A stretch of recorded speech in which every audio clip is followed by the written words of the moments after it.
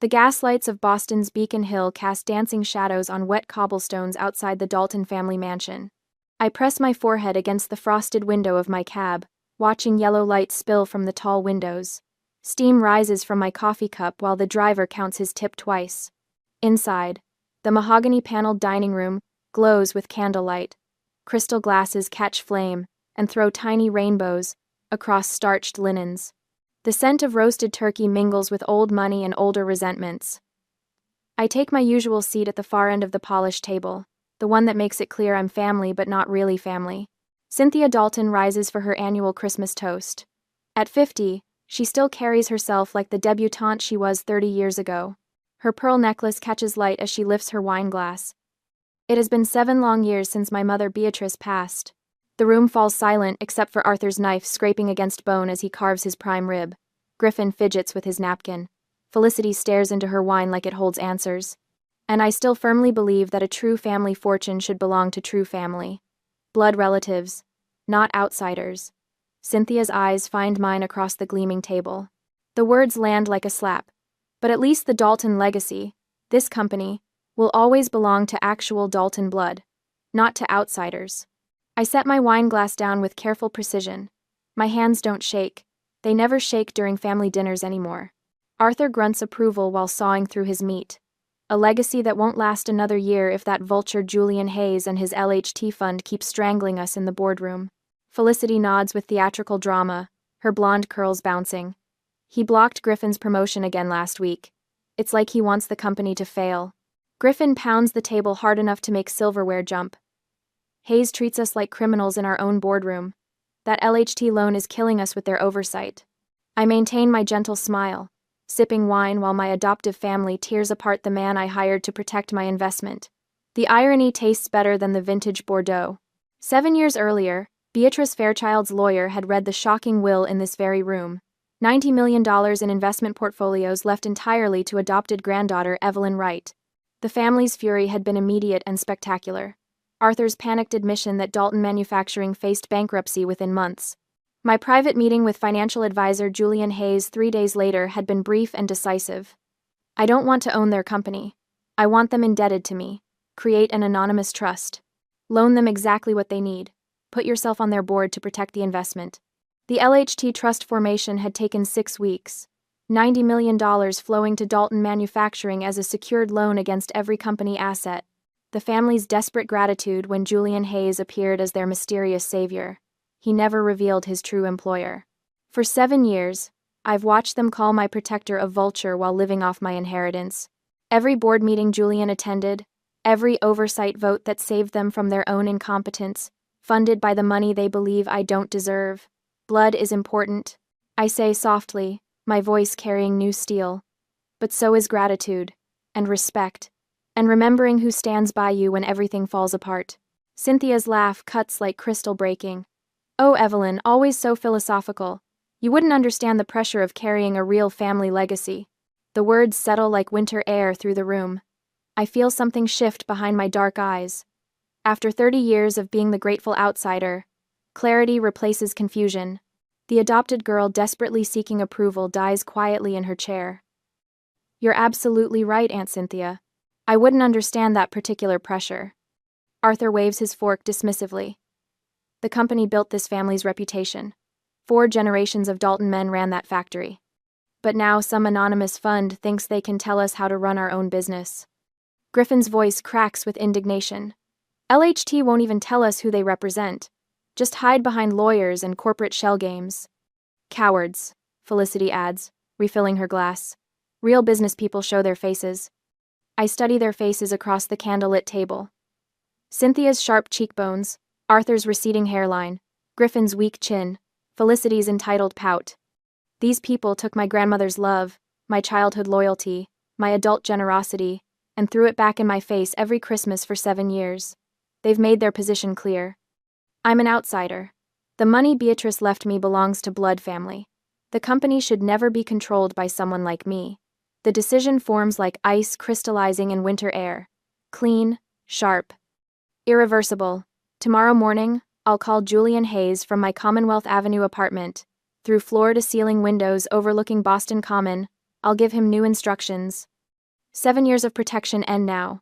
The 7-year loan, Julian. It's time for renewal negotiations.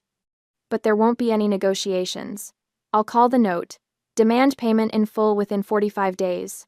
They don't have 90 million in cash. Their only assets are already collateralized to LHT. To me, default is certain. Foreclosure is guaranteed. The family will lose everything. Cynthia raises her glass again. To family blood and family legacy. To keeping what belongs to us in the right hands. I lift my wine glass and smile. To getting exactly what you ask for. The toast echoes around the mahogany table. Crystal chimes against crystal. Outside, snow begins to fall on Beacon Hill, covering the cobblestones in pristine white. By spring, the Dalton family legacy will belong to someone new. Someone they called an outsider. Someone who learned that blood may be thicker than water, but debt is thicker than blood. They wanted blood family only. Tomorrow, they'll discover what happens when the outsider stops protecting them from themselves. The next morning arrives gray and cold through my Commonwealth Avenue apartment windows. Boston Common stretches white with fresh snow, the kind that makes footprints look like accusations against pristine silence. I hold my coffee cup with both hands, letting steam warm my face while I stare at the cardinal perched on my window ledge, bright red against all that white. My phone sits on the marble countertop. Julian Hayes' number is already highlighted on the screen. One call changes everything. 7 years of protection end with a single conversation. I press dial. Julian. His voice carries the crisp efficiency of a man who's spent decades managing other people's crises. I expected to hear from you this morning. The 7-year loan, Julian. It's time for renewal negotiations. The pause stretches long enough for me to count the cardinal's tiny breaths fogging against cold glass. When Julian speaks again, his tone has shifted from polite professionalism to careful attention. 7 years of working together taught him to read the spaces between my words. They're assuming automatic renewal at the same terms. Arthur mentioned it will be routine paperwork. No. The word comes out steady as January wind. We are not renewing. Call the note. Demand payment in full within 45 days. Silence fills the line while Julian's financial mind calculates implications. He doesn't ask why. After last night's Christmas dinner, explanations are unnecessary. The Dalton family drew their battle lines clearly enough. Evelyn, they don't have 90 million in cash. His voice carries the weight of 7 years watching their entitled incompetence drain company resources. Their only assets are already collateralized to us. Default is certain. We'll be legally required to foreclose. I understand completely. The company will enter Chapter 7 bankruptcy within 45 days. The family will lose everything. The cardinal tilts its head, studying my reflection in the window. Such a small creature to survive Boston winters. Such fierce determination packed into fragile bones. And Julian, when you send the demand letter, make certain they understand exactly who LHT represents. Another pause. Longer this time. You want them to know. I want them to understand exactly who they've been calling a vulture. After hanging up, I walk to my laptop and open the secure folder Julian maintains for my review. 7 years of board meeting minutes from Dalton Manufacturing. Every vote. Every decision blocked by LHT's oversight authority. Every instance where Julian Hayes prevented the family from destroying what 4 generations built. Arthur's proposed corporate jet purchase. $12 million for weekend trips to Martha's Vineyard while factory equipment needed repairs. Vote blocked by LHT Representative Julian Hayes. Griffin's attempt to fire plant manager David Miller and replace him with his fraternity brother, a competent 20-year employee sacrificed for nepotism. Vote blocked by LHT Representative Julian Hayes. Cynthia's pressure to relocate manufacturing overseas, eliminating 400 local jobs to boost quarterly profits. Vote blocked by LHT Representative Julian Hayes. Every destructive impulse stopped by my anonymous protection. Every decision that would have destroyed worker livelihoods prevented by money they called mine illegitimately. 7 years of saving them from themselves while being called an outsider who doesn't understand family pressure. My phone buzzes with Julian's confirmation text. Demand letter prepared. Legal team standing by. Shall I include the LHT trust documentation revealing your ownership? I type back without hesitation. Include everything. They deserve to understand exactly who they've been calling a vulture. 2 hours later, Julian calls with an update that surprises no one who's watched the Dalton family operate. Arthur's first reaction was panic.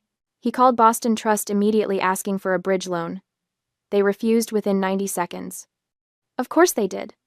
LHT owns everything, Evelyn.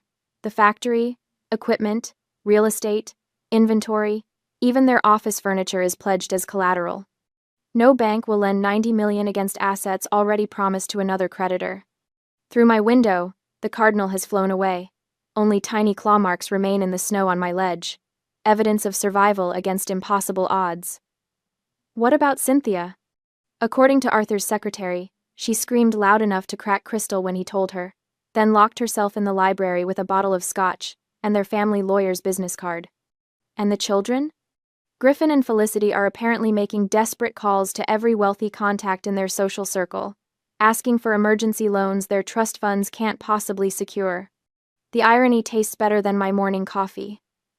After 30 years of being reminded I don't belong to their blood family, they're discovering what life looks like without my protection.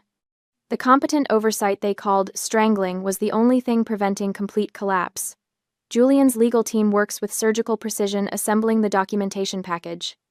The $90 million loan agreement with its ironclad terms, security interests in every Dalton manufacturing asset filed with Massachusetts Secretary of State, personal guarantees signed by Arthur in desperate gratitude 7 years ago. Most importantly, the LHT Trust Charter, the Fairchild Fund organizational structure, the beneficiary designation that spells out exactly who controls their financial lifeline. Evelyn Wright. Sole owner and controlling party. The package will arrive at Dalton Manufacturing by certified mail, signature required. Arthur Dalton's trembling hands will sign for documents that destroy everything he thinks he owns. By tomorrow morning, they'll understand that their mysterious vulture has a face they've seen at every Christmas dinner for 7 years. The outsider who doesn't deserve family inheritance will reveal herself as the family inheritance they've been living off.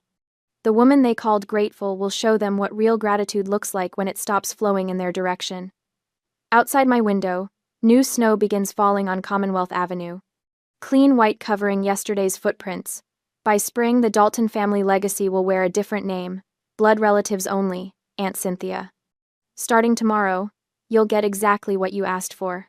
The next morning, Arthur Dalton's hands shake as he reads Julian Hayes's demand letter in his corner office overlooking Boston Harbor.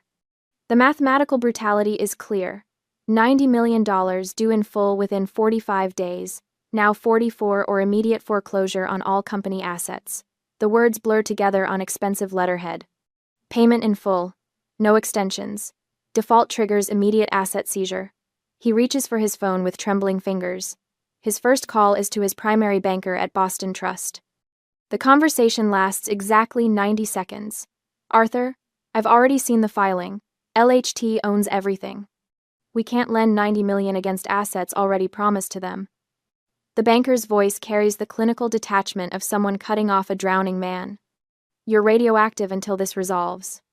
The line goes dead. Arthur stares at the harbor where cargo ships move like toys in the distance. His second call is to Cynthia. Her scream echoes through the mansion's marble halls when he reads her the demand letter over the phone. The emergency family meeting convenes that evening at the mansion. Cynthia paces the Persian rug like a caged lioness, while Arthur slumps in his father's leather chair. The chair seems to swallow him whole. Felicity and Griffin huddle together on the sofa, with lawyers' business cards scattered across the coffee table like losing lottery tickets. Every bank in New England refuses to touch us, Arthur reports, his CEO voice cracking. Hayes has us in a legal stranglehold. The security agreements cover everything: the factory, equipment, inventory, real estate. Even our company cars. Griffin's voice cracks with disbelief. How did LHT get this kind of control? We signed that loan 7 years ago to save the company. It was supposed to be routine business financing. Cynthia stops pacing. Her heels click against hardwood as she turns toward the scattered documents. The trust documents. Did anyone actually read who owns LHT? Hayes keeps dodging the question every time we ask. Arthur's secretary had delivered a second package that afternoon. Supplemental documentation, Hayes had called it. The LHT Trust Charter sits unopened on the coffee table like a live grenade. Felicity reaches for it first. Her manicured fingers tear through the legal seal. The pages rustle as she spreads them across polished mahogany. Corporate structure, trust formation, tax classifications. Then the final page, the beneficiary designation that changes everything. Evelyn Wright, sole owner and controlling party. The silence stretches like a held breath. Clock hands move on the mantelpiece. Outside, car doors slam on Beacon Hill. Then Felicity's voice, barely a whisper. That's Grandma's money. Our money. Cynthia's face transforms from confusion to pure rage. Color drains from her cheeks, then floods back in angry patches. She's been controlling Julian Hayes this entire time. Every board vote. Every decision. That little outsider has been playing puppet master with our family company for 7 years. Arthur's phone buzzes with a text message. Unknown number. Board meeting tomorrow, 2 p.m. Attendance mandatory. JH. The next afternoon, the emergency board meeting convenes in Dalton Manufacturing's cramped conference room. Fluorescent lights hum overhead. The scarred oak table bears coffee stains from decades of family meetings. Arthur, Cynthia, Felicity, and Griffin occupy one side like defendants in a trial. Julian Hayes sits opposite, his leather portfolio closed, hands folded with surgical precision. We know who you work for. Cynthia hisses across the table. We know about LHT. About her. Julian's expression never changes. His steel-gray eyes remain fixed on some point above their heads. Then you understand your situation clearly. Arthur leans forward desperately, his palms sweating against the table surface. There has to be a solution, some kind of payment plan, extended terms. We've worked together for 7 years. The loan terms were quite generous. 7 years at below market rates. LHT protected this company's interests while you focused on other priorities. Meanwhile, across town at Dalton Manufacturing's factory floor, plant manager David Miller receives an unexpected call from Julian Hayes. Steam rises from coffee assembly lines, where 400 workers build precision components. David, I need you to understand something. LHT values competent management. Whatever happens with ownership changes, your position is secure. David's 20-year career at Dalton has taught him to read corporate tea leaves. He's survived 3 recessions and 2 hostile takeover attempts. Mr. Hayes, should I be concerned about the company's future? The company will survive, under new ownership, with better leadership. Back in the conference room, Julian produces a second folder from his portfolio. Documents spill across the table like evidence in a murder trial. Board meeting minutes from the past 7 years. LHT's vote blocked your proposed corporate jet purchase. $12 million. Prevented Griffin's termination of David Miller. Stopped the overseas manufacturing relocation that would have eliminated 400 local jobs. Each document lands on the table with deliberate precision. Arthur's signature on the jet proposal. Griffin's termination memo for Miller. Cynthia's cost-cutting presentation advocating foreign labor. LHT has been the adult supervision in this boardroom. That supervision is ending. LHT. Griffin's face turns crimson. You had no right. Miller should have been fired years ago. My recommendations could have saved this company millions. Julian's voice remains level as winter wind. Your recommendations would have destroyed worker loyalty and product quality. LHT prevented those mistakes. The conference room door opens without warning. Evelyn Wright enters wearing a navy business suit, her dark hair pulled back in a professional chignon. Her heels click against linoleum as she moves with quiet authority to take the seat beside Julian Hayes. She places her hands flat on the scarred table. Good afternoon, family, she says, her voice carrying the calm of someone who holds all the cards. I believe it's time we discussed your loan. The shock in the conference room is electric. Arthur's mouth opens and closes soundlessly while Cynthia grips her pearls until her knuckles whiten. Felicity whispers, "Oh my God," repeatedly like a broken prayer. Outside the factory windows, snow begins to fall on the Boston skyline. 43 days remain before the loan comes due. $90 million they don't have. Assets they can't liquidate.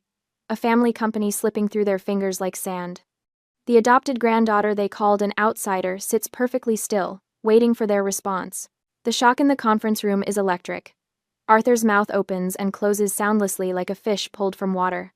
Cynthia grips her pearls until her knuckles whiten, the expensive strand cutting into her palm. Felicity watches in bewilderment. Griffin finds his voice first. jumping to his feet so hard his chair scrapes against linoleum. "You can't do this. You can't just destroy a company. The courts won't allow it." His face flushes red as Christmas ribbon. "Grandma Beatrice would never have wanted you to destroy the family company." I open my briefcase with deliberate calm. The leather clasps click like small bones breaking. "The courts are very clear on this, Griffin. They always side with the secured creditor. And Grandma Beatrice left her money to me. I place documents on the table with surgical precision. She trusted my judgment, not yours." The bankruptcy projections from 7 years ago spread across the scarred oak surface. "Numbers don't lie the way family does. These are the financial reports from when Arthur came begging for help. Without our loan, Dalton Manufacturing would have closed permanently." Cynthia's voice shakes with fury and disbelief. "You manipulated everything. You've been pulling Hayes' strings this whole time, controlling our business, our family. I provided capital when you needed it most." My voice carries the weight of 7 years of careful planning. I ensured competent oversight when family management proved insufficient. I protected 400 jobs when your cost-cutting measures would have eliminated them. Arthur tries a different approach, his CEO voice returning like muscle memory. "Evelyn, we can work together. Your family. We can restructure the loan terms, bring you officially onto the board." My smile feels like winter wind across my face. At Christmas dinner, Cynthia made it very clear that family fortunes belong to blood relatives only, that outsiders don't belong. I fold my hands on the table. "I'm simply respecting your wishes." The silence stretches like a held breath. Arthur's Adam's apple bobs as he swallows hard. Felicity stares at the foreclosure documents like they're written in a foreign language. Cynthia attempts her final manipulation, her voice dripping false sweetness thick as corn syrup. "Evelyn, darling, family disagreements happen.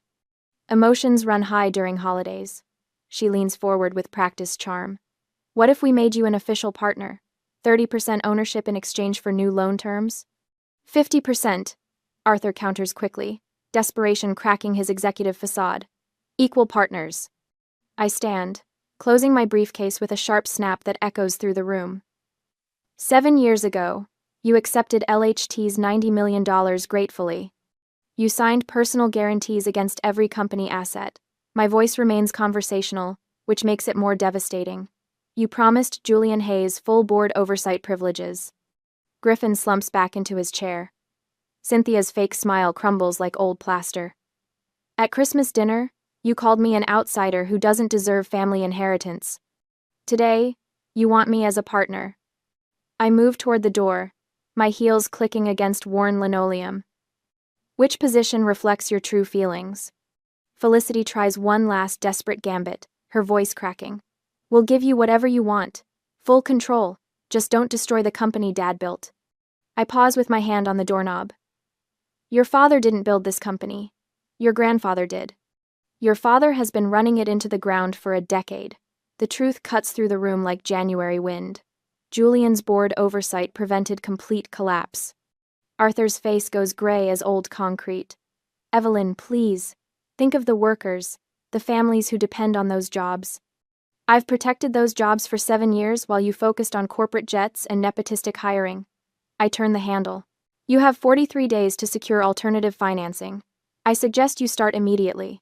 As the family sits in stunned silence, Julian Hayes distributes final documents with the efficiency of an undertaker. These are the foreclosure procedures and timeline. LHT will assume operational control if default occurs. His voice carries no emotion.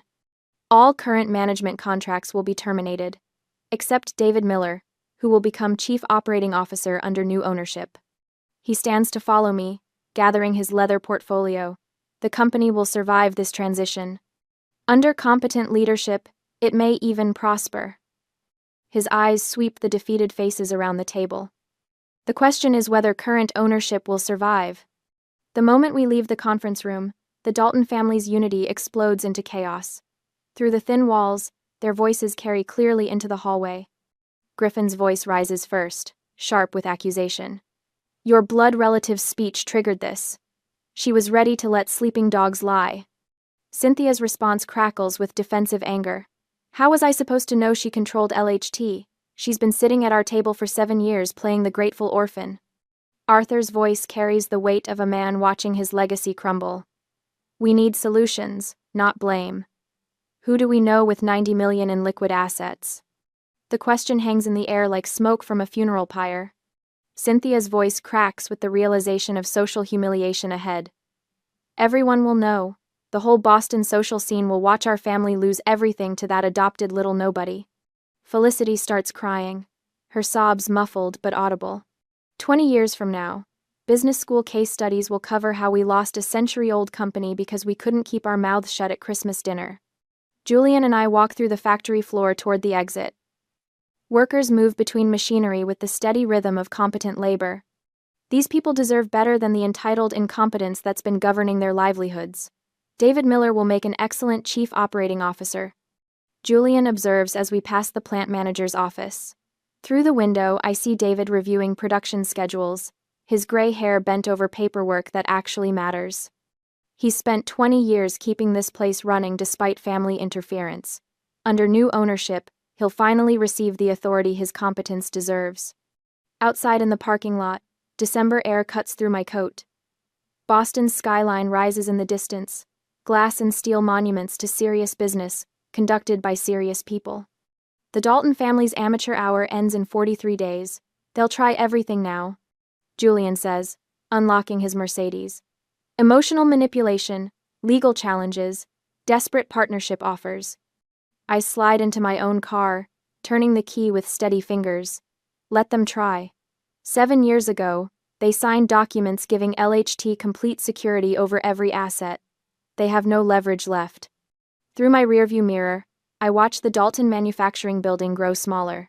Inside, 4 generations of family legacy transforms into 43 days of countdown. The arithmetic is simple and final. They wanted blood family only. Tomorrow, they'll discover what happens when the outsider stops protecting them from themselves.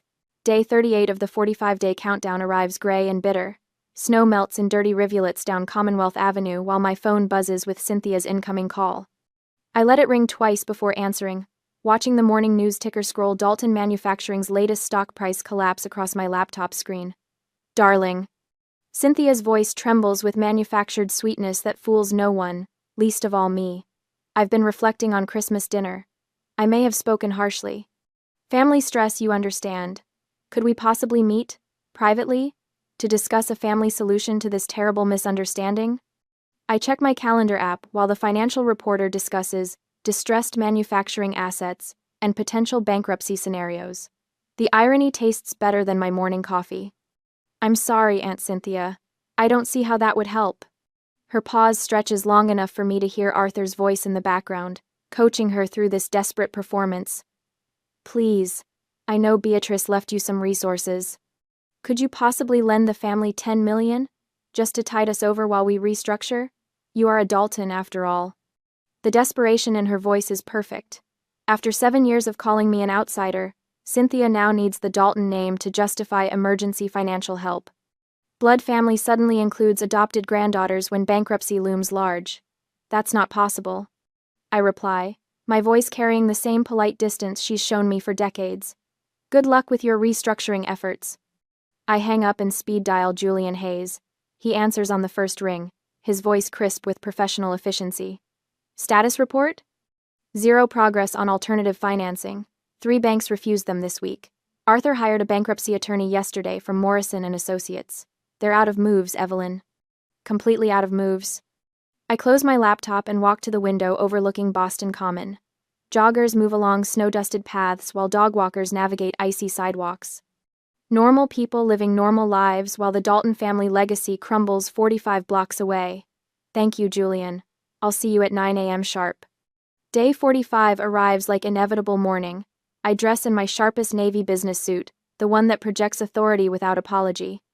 My reflection in the hallway mirror shows a woman who no longer seeks approval from people incapable of offering respect. Dalton Manufacturing's final board meeting convenes at 9 a.m. in their cramped conference room with its scarred oak table and flickering fluorescent lights. Arthur Dalton slumps in his chair like a defeated general, his face gray with stress and sleepless nights. Cynthia sits ramrod straight, her pearl necklace catching light as she clutches her purse. Felicity and Griffin huddle together in funeral silence, their usual banter replaced by hollow stares. Julian Hayes enters carrying his leather portfolio with the precision of a surgeon preparing for operation. Good morning. The 45-day period has expired. As of this moment, LHT officially declares Dalton Manufacturing in default. We are exercising our foreclosure rights under the security agreement. The words land like hammer blows.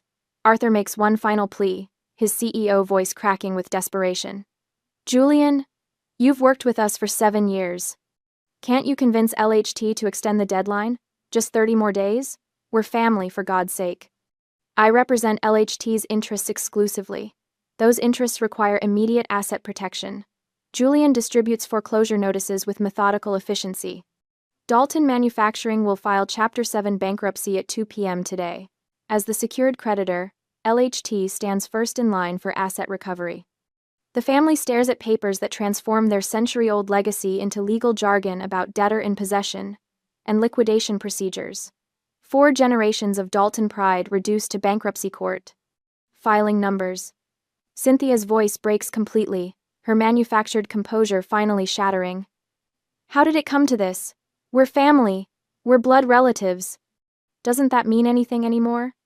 I enter the conference room for the final time, my heels clicking against linoleum with measured precision. 4 pairs of eyes turn toward me with expressions ranging from hatred to bewilderment. I take the seat beside Julian Hayes and place my hands flat on the scarred table. Family? I ask, my voice devoid of the warmth they've never deserved. As I recall, Aunt Cynthia, you were very clear at Christmas. You said, and I quote, "A true family fortune should belong to true family, blood relatives, not outsiders." The silence is absolute. Griffin's mouth opens soundlessly. Felicity grips her chair arms until her knuckles whiten. Arthur's face cycles through confusion, recognition, and pure terror. You made your position clear, I continue, my words falling like winter rain. I've respected your wishes. The $90 million you considered mine illegitimately has been returned to its rightful place. LHT. Away from your family. I turn to Julian with the calm authority of someone who planned this moment for 7 years. Proceed with the bankruptcy filing. I'll see you at the auction. 3 months later, I sit in the gleaming boardroom of Summit Dynamics, 40 floors above Boston's financial district. Through floor-to-ceiling windows, the harbor sparkles like scattered diamonds. As their newest board member, I review the integration proposal that will merge my acquired assets into their operations. The irony tastes sweeter than vintage champagne. The Dalton family lost their century-old company to their biggest rival, while I gained a 30% equity stake in the surviving business.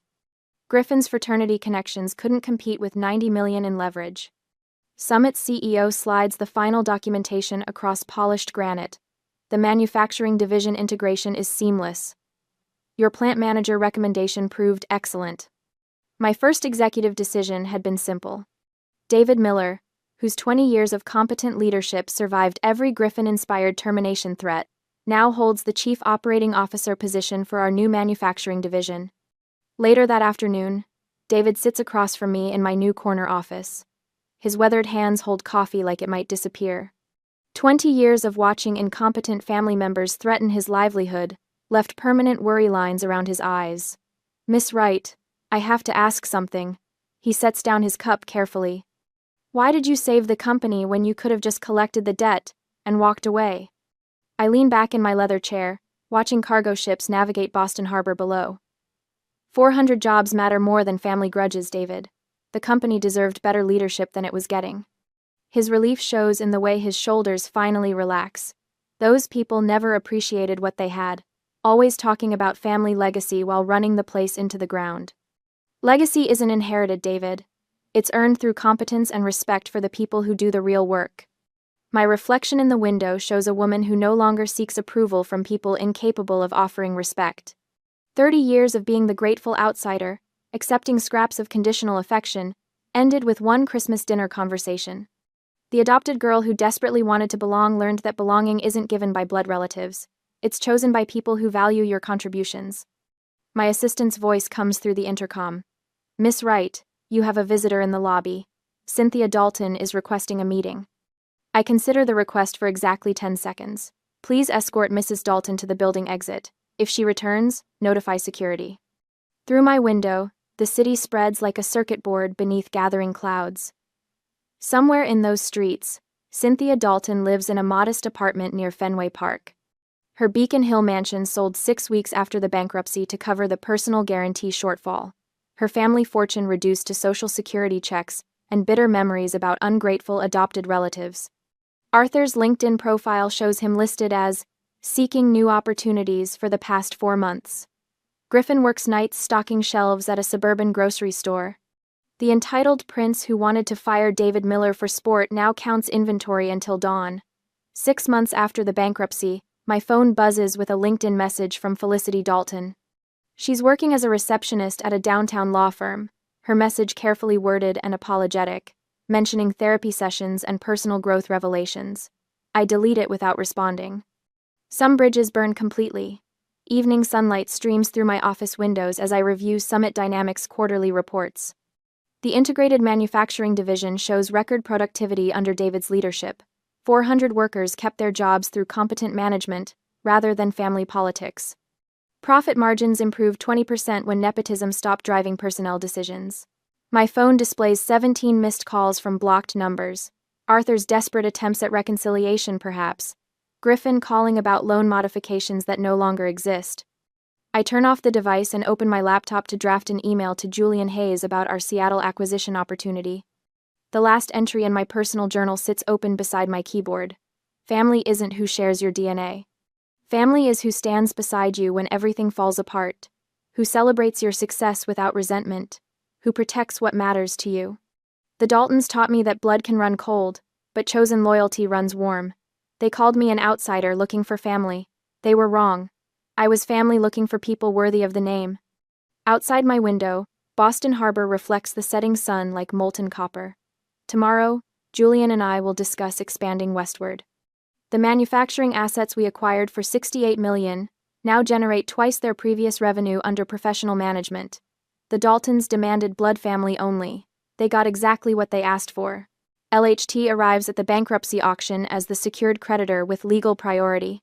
I don't spend a single new dollar. Credit bidding allows me to use the $90 million I'm already owed. I bid $68 million, an amount no competitor can match, acquiring all key assets free and clear. The $68 million is simply deducted from the total debt. Mathematical precision. Clean accounting. But the original debt was $90 million, which leaves $22 million outstanding. Arthur's face drains completely white when his bankruptcy attorney explains the personal guarantee consequences. The company's bankruptcy doesn't erase the remaining $22 million, because Arthur signed personal guarantees 7 years ago in his desperation for survival. LHT is now legally entitled to pursue their personal assets, the Beacon Hill mansion, their cars, their savings accounts. Everything they own becomes fair game to satisfy the remaining debt. They haven't just lost the company. They've lost everything. Cynthia stares at the auction paperwork with glassy eyes. This can't be legal. There has to be some protection for families. There is, I reply, standing to collect my documents. It's called loyalty, gratitude, basic human decency. You chose to exclude me from your definition of family. Now you're experiencing the consequences of that choice. The courthouse steps are slick with last snow as I walk toward Julian's car. Behind me, the Dalton family huddles together for the last time as wealthy people. By tomorrow, they'll be ordinary citizens facing ordinary consequences. I slide into the passenger seat and check my phone. David Miller has already texted confirmation of his acceptance as Chief Operating Officer for the new manufacturing division. Where to? Julian asks, starting the engine. Summit Dynamics headquarters. We have a company to run. Through the windshield, I watch Arthur help Cynthia down the courthouse steps. Her pearls catch gray light one last time, before they disappear into their attorney's modest sedan. Blood relatives only, she said. Family fortunes for family blood. They got exactly what they asked for.